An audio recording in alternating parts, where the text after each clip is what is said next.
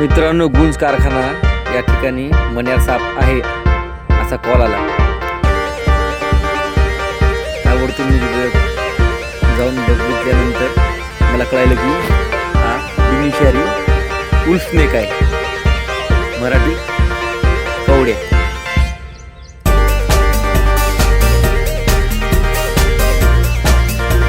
कवड्या आणि उल्स्नेकची ओळख बघा.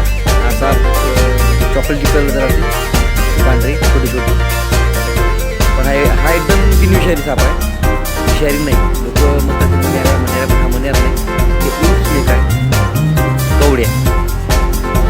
बघा नीट बघून घ्या, म्हणजे कसं तुम्हाला ओळखी. साप आपला मित्र आहे, शत्रू नाही.